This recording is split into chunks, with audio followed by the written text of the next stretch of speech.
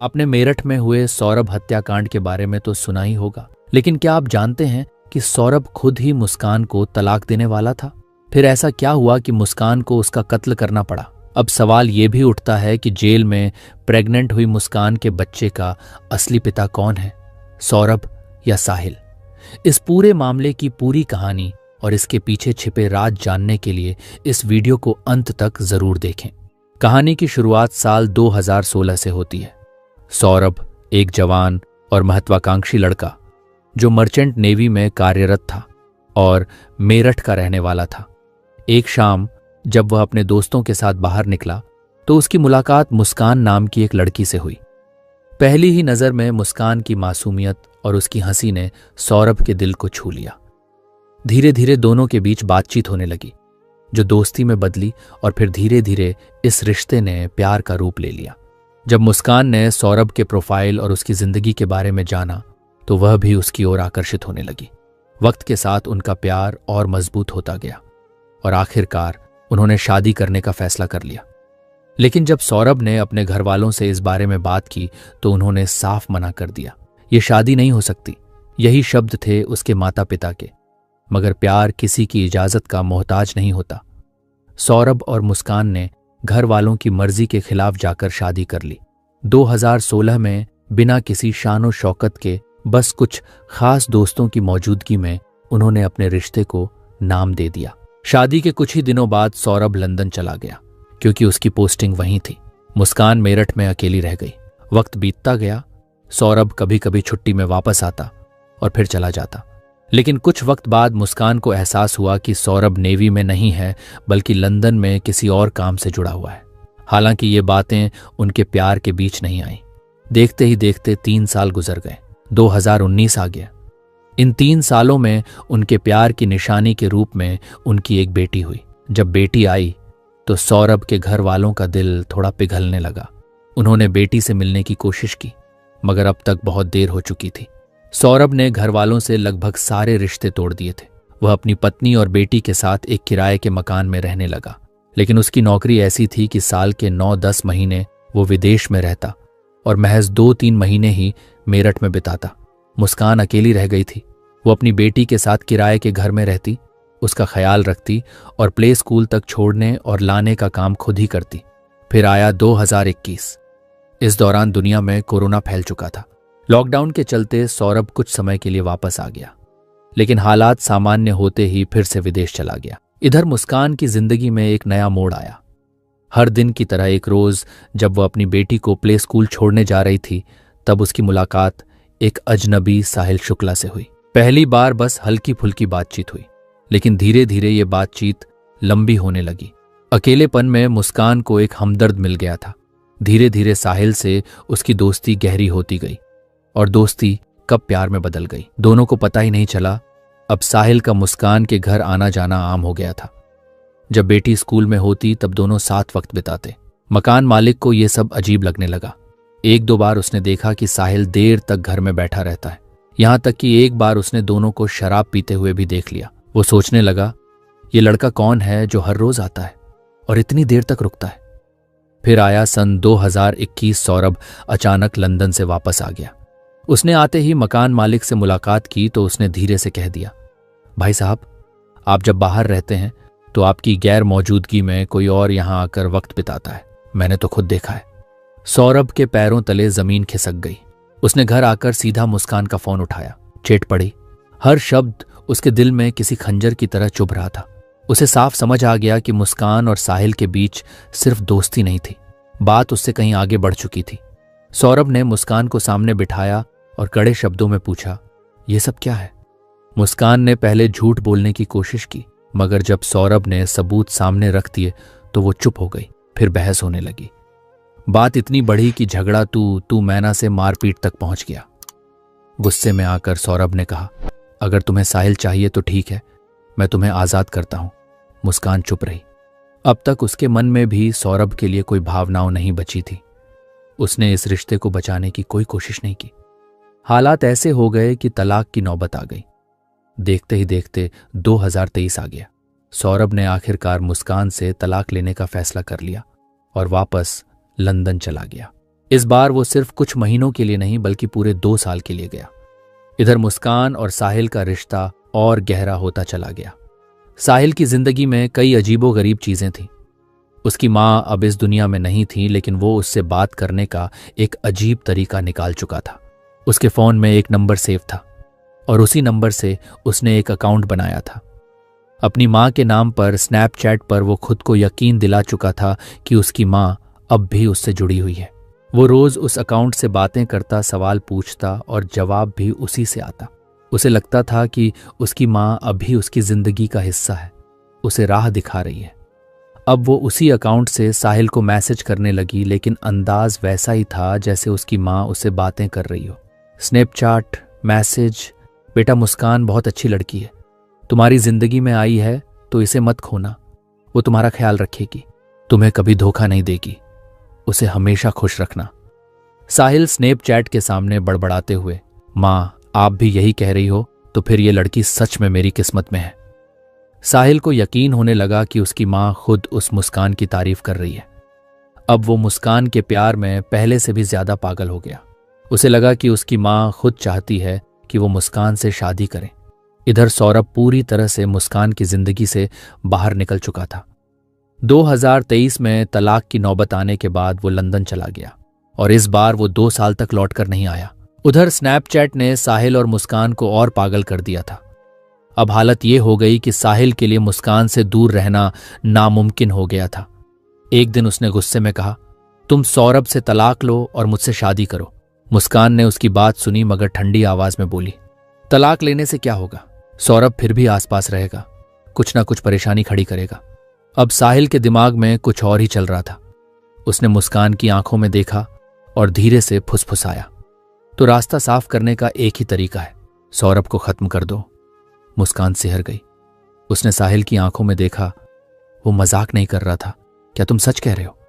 मुस्कान की आवाज धीमी मगर हैरानी से भरी थी। साहिल ने मुस्कुराते हुए कहा, हां, अगर वो जिंदा रहेगा तो हमारी जिंदगी बर्बाद कर देगा। इसे एक फिल्मी डायलॉग मत समझो, ये करने का टाइम आ गया है। पहले मुस्कान को यह सुनकर झटका लगा मगर फिर साहिल की बातों में आकर उसने भी तय कर लिया, अगर सौरभ नहीं रहेगा तो हमारी जिंदगी आसान हो जाए। अब बस उन्हें सही मौका चाहिए था। साहिल के चेहरे पर अब एक अलग ही खुशी थी। उसे लग रहा था कि अब मुस्कान सिर्फ उसकी हो, दोनों शादी करें, एक साथ जिंदगी बिताएंगे। मगर इसके लिए सौरभ को रास्ते से हटाना जरूरी था। अब बस इसे अंजाम देने की देरी थी। दोनों ने प्लानिंग शुरू कर दी। सबसे बड़ा सवाल था, कत्ल कैसे होगा? मुस्कान और साहिल ने गूगल पर सर्च करना शुरू किया, अलग अलग तरीके पढ़े, वीडियो देखे, मगर हर बार कुछ ना कुछ अधूरा लग रहा था। फिर फैसला हुआ कि पहले सौरभ को बेहोशी की दवा दी जाएगी, फिर चाकू से वार कर दिया जाएगा। साहिल ने मुस्कान से फोन पर कहा, पहले यह देखना होगा कि कौन सी बेहोशी की दवा सबसे असरदार होगी। उसने तुरंत गूगल पर सर्च किया, सबसे तेज असर करने वाली बेहोशी की दवा, और फिर एक और सर्च, ऐसी दवा जिससे मौत जल्दी हो जाए। लेकिन सिर्फ दवा ही काफी नहीं थी, कत्ल के लिए एक चाकू भी चाहिए था, और वो भी कोई छोटा मोटा नहीं बल्कि बड़ा और तेज धार वाला। साहिल ने मुस्कान को सलाह दी, जाओ अच्छे वाले 2 बड़े चाकू खरीद कर लाओ। मुस्कान बिना देर किए एक दुकान पर पहुंची। जब दुकानदार ने उसे इतने बड़े चाकू खरीदते देखा तो हैरानी से पूछा, इतने बड़े चाकू का क्या करोगी? मुस्कान ने बिना किसी झिझक के जवाब दिया, मुर्गा काटने के लिए चाहिए।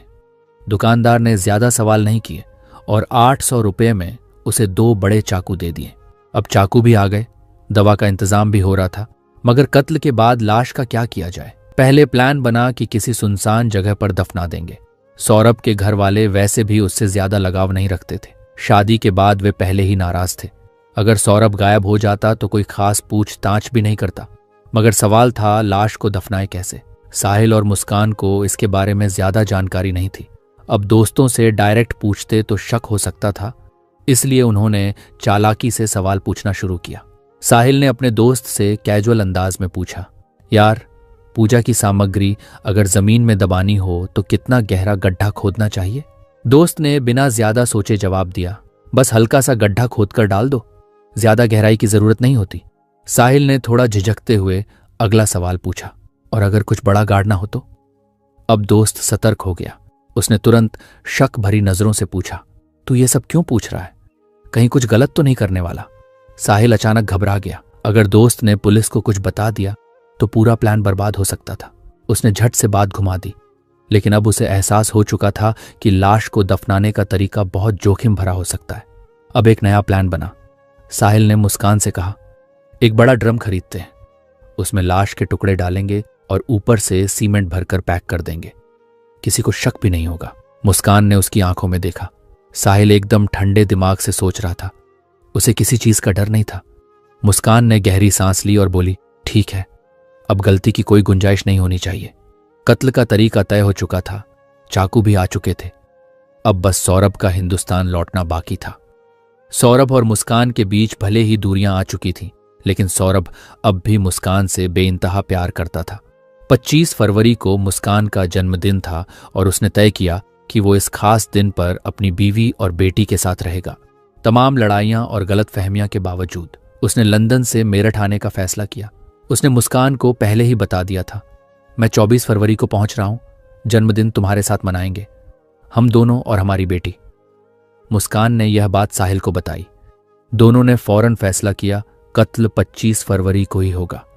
प्लान साफ था, शराब में बेहोशी की दवा मिलानी है, सौरभ को पिलानी है और जब वो बेहोश हो जाए तो चाकू से वार कर देना है। 25 फरवरी की रात घर में जन्मदिन का जश्न मनाया गया। मुस्कान ने सौरभ के लिए मुस्कुराते हुए केक काटा, लेकिन उसके दिल में पहले से तय खौफनाक प्लान चल रहा था। जैसे ही रात बढ़ी, मुस्कान ने शराब में बेहोशी की दवा मिला दी। अब बस इंतजार था कि सौरभ इसे पी ले और बेहोश हो जाए। लेकिन सौरभ हंसते हुए, आज नहीं पीऊंगा। मुस्कान का चेहरा उतर गया। पूरी साजिश नाकाम हो गई। वो जबरदस्ती पीला भी नहीं सकती थी क्योंकि शक हो सकता था। अब क्या किया जाए? सौरभ इस बार बच गया था। अगले दिन मुस्कान और साहिल फिर मिले। दोनों के चेहरे पर झुंझलाहट थी। अब क्या करें? थोड़ी देर सोचने के बाद साहिल बोला, 3 मार्च यही सही मौका है। 3 मार्च, क्योंकि उसी दिन उनकी बेटी का 2nd क्लास का आखिरी एग्जाम था। मुस्कान की प्लानिंग थी कि जैसे ही पेपर खत्म होगा वह अपनी बेटी को अपनी मां के पास भेज देगी, तब घर में सिर्फ पति पत्नी होंगे। कत्ल करना आसान होगा। 3 मार्च आ गया। बेटी को अपनी मां के घर छोड़ दिया। अब घर में सिर्फ सौरभ और मुस्कान थे। साहिल ने प्लान समझाया और मुस्कान ने उसे अंजाम देने की तैयारी शुरू कर दी। रात ढलने लगे। पिछली बार शराब का प्लान फेल हो चुका था, इसलिए इस बार मुस्कान ने एक नई चाल चली। सौरभ को कोफ्ता बेहद पसंद था तो उसने वही बनाया, लेकिन इस बार कोफ्ते में बेहोशी की दवा मिला थी।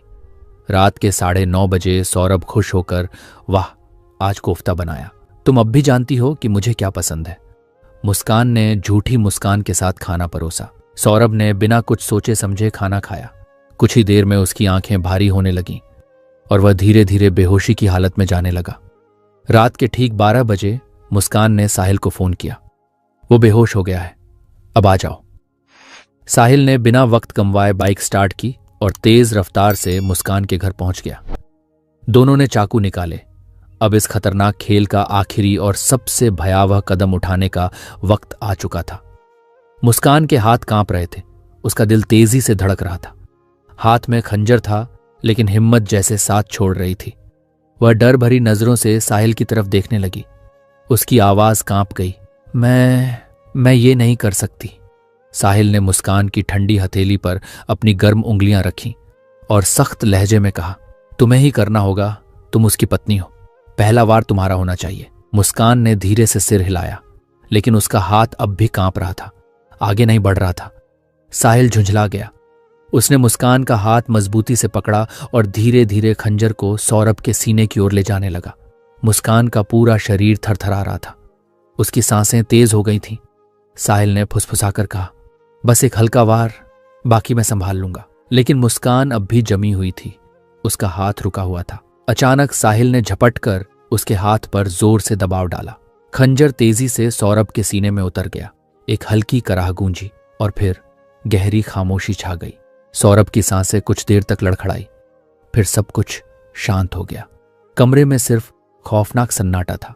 मुस्कान सुन्न खड़ी थी। उसके हाथ अभी खंजर थामे हुए थे, मगर दिमाग ने काम करना बंद कर दिया था। साहिल ने झटके से खंजर खींचा। अब इसे खत्म करते हैं। साहिल ने जेब से एक तेज धार वाला चाकू निकाला। और बिना रुके सौरभ की दोनों हथेलियां काट दी। खून फर्श पर बहने लगा। मुस्कान कांपते हुए दीवार से सट गई। उसकी आंखें फैल गईं। साहिल को कोई झिझक नहीं थी। उसने गर्दन पकड़ी और एक झटके में सिर अलग कर दिया। मुस्कान की रूह कांप गई, मगर अब पीछे हटने का कोई रास्ता नहीं था। पहले से खरीदे गए 2 बैग कमरे में रखे थे। एक बैग में सिर और दोनों हथेलियां डाली गईं। दूसरे में सौरभ का साहिल ने धड़ वाला बैग घसीटकर बेड के नीचे रख दिया। बाकी काम में निपटा दूंगा, कहकर साहिल सिर और हथेलियों वाला बैग उठाकर घर से निकल गया। रात के 3 बजे वो अपने घर की ओर बढ़ रहा था, जो मुस्कान के घर के पड़ोस में ही था।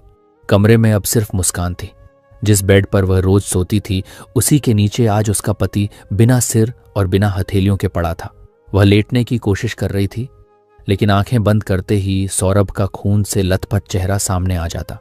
उसकी सांसें तेज होने लगीं, दिल घबराने लगा। कमरे में एक अजीब सी ठंडक थी, जैसे कोई अनदेखी परछाई उसके आसपास हो। मैं यहां अकेले नहीं रह सकती, मुझे डर लग रहा है। घबराई हुई मुस्कान ने जल्दी से साहिल को फोन लगाया। साहिल हंसा, तो मेरे घर आ जाओ। मुस्कान के पास अब और कोई चारा नहीं था। कांपते हुए उसने दरवाजा खोला, सड़क पार की और साहिल के घर की ओर बढ़ गई। रात गहरी थी, सन्नाटा डरावना लग रहा था, जैसे अंधेरे में कोई उसकी हर हरकत देख रहा हो। सिर झुकाकर वो साहिल के घर का अंदर चली गई। सुबह सूरज की किरणें कमरे में दस्तक दे रही थीं, मगर अंदर एक अजीब सा सन्नाटा पसरा था। साहिल और मुस्कान गहरी नींद में थे, जैसे कुछ हुआ ही ना हो, लेकिन हकीकत कुछ और थी। जैसे ही साहिल की आंख खुली, उसने तुरंत बैग उठाया और अपने घर चला गया। कुछ घंटों बाद वो वापस आया। चेहरे पर वही ठंडा सन्नाटा था। अब काम खत्म करना है, उसने मुस्कान से कहा। मुस्कान ने कहा, कैसा काम? मुस्कान सहम गई। साहिल ने मुस्कान से कहा, सीमेंट लेकर आओ। मुस्कान चुपचाप मार्केट गई और एक बोरी सीमेंट लेकर आई, लेकिन साहिल ने सिर हिलाया, एक से कुछ नहीं होगा, और लेकर आओ। वो फिर गई, दूसरी बोरी सीमेंट लेकर आई। साहिल ने दरवाजा अंदर से बंद किया। कमरे के एक कोने में एक बड़ा ड्रम पहले से रखा था। साहिल ने उसे लिटाया और बैग से सौरभ के शरीर के 3 टुकड़े निकाले। सिर, धड़ और दोनों हथेलियां। मुस्कान की सांसें तेज हो गईं। साहिल ने बिना रुके लाश को ड्रम में डाल दिया, फिर सीमेंट की बोरी पलट दी, उसमें पानी मिलाया और देखते ही देखते ड्रम भर गया। अब कोई इसे ढूंढ नहीं सकता। साहिल मुस्कुराया। ढक्कन बंद कर दिया गया। ड्रम को कमरे में एक कोने में छोड़ दिया गया, जैसे कोई मामूली सामान हो। इसके बाद सफाई का काम शुरू हुआ। साहिल ने ऑनलाइन 10 किलो ब्लीच मंगवाई। पूरा घर चुपचाप साफ किया जाने लगा, हर सबूत मिटाया जाने लगा। यह खेल का पहला भाग था जो खत्म हो चुका था। अब दूसरी चाल चली जानी थी। शाम हो चुकी थी। तारीख थी 4 मार्च। मुस्कान और साहिल ने एक कैब बुक की और सीधे शिमला के लिए निकल पड़े। मुस्कान जानती थी कि सौरभ के घर वालों को पता था कि वो लंदन से आया हुआ है। ऐसे में अचानक गायब होना शक पैदा कर सकता था।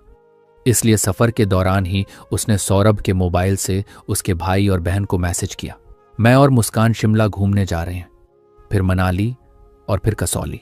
कुछ देर बाद जवाब आया, अच्छा लेकिन इतने दिनों बाद आए हो, घर कब आओगे? मुस्कान ने झट से मैसेज टाइप किया, अभी घूम रहे हैं, बाद में मिलेंगे। इस बीच वे शिमला से मनाली और फिर कसौल घूमते रहे। होली आ गई। घर वालों ने फिर मैसेज किया, होली पर घर तो आओगे ना?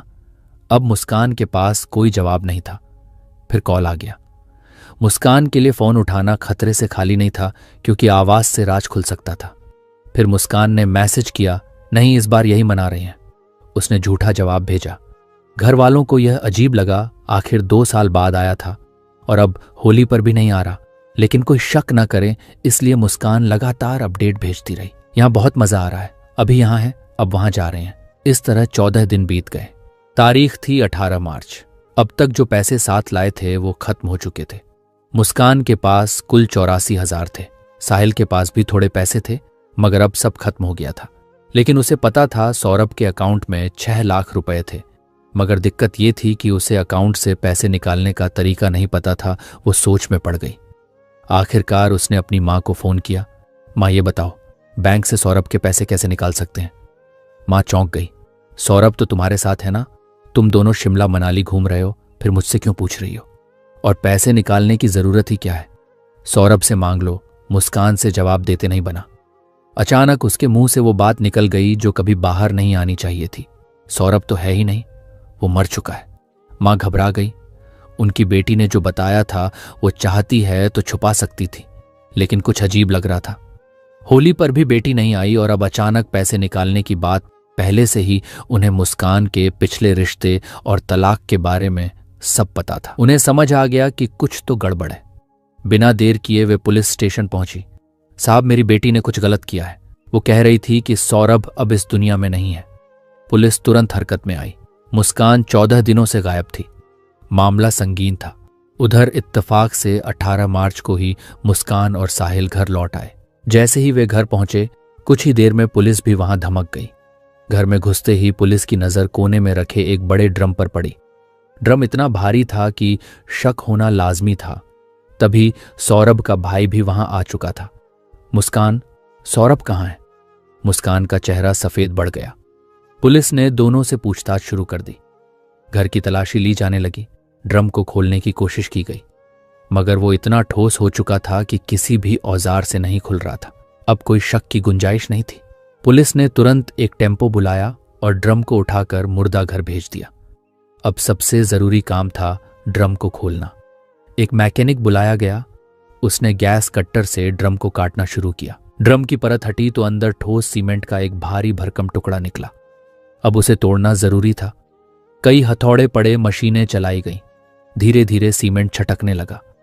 कुछ ही देर में अंदर से जो निकला उसने सबको सन्न कर दिया। एक कटा हुआ सिर, एक धड़ दो अलग अलग लिया, लेकिन दोनों पैर गायब थे। पुलिस को अब किसी कबूलनामे की जरूरत नहीं थी। अब भी झूठ बोलोगी? मुस्कान और साहिल की हालत खराब हो चुकी थी। कुछ ही देर बाद दबाव में आकर उन्होंने जुर्म कबूल लिया। साहिल ने सिर झुकाकर कहा, मैंने ये सब इसलिए किया क्योंकि मैं मुस्कान को पसंद करता था। पुलिस अधिकारी ने उसकी तरफ देखा, और वो तेरा साथ दे रही थी? हाँ, क्योंकि मेरी माँ भी उसे पसंद करती थी। तेरी माँ? पुलिस अधिकारी ने हैरानी से पूछा। लेकिन तेरी माँ तो बरसों पहले मर चुकी है। साहिल के चेहरे पर एक अजीब सा भाव था। हाँ, लेकिन वो मुझसे अब भी बात करती है। कमरे में एक अजीब सन्नाटा पसर गया। साहिल की मानसिक स्थिति डांवाडोल थी। मुस्कान ने धीरे धीरे सिर झुका लिया।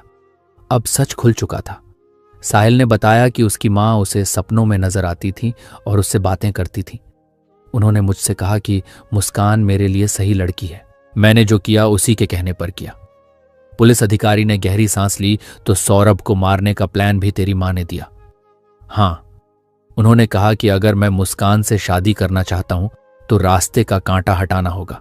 सभी हैरान थे, पर बात यहीं खत्म नहीं हुई। साहिल ने सौरभ की दोनों हथेलियां भी इसलिए काटी थीं क्योंकि उसके दिमाग में एक अजीब धारणा थी। अगर किसी की हथेलियां काट दी जाए तो उसकी किस्मत की लकीरें भी खत्म हो जाती हैं।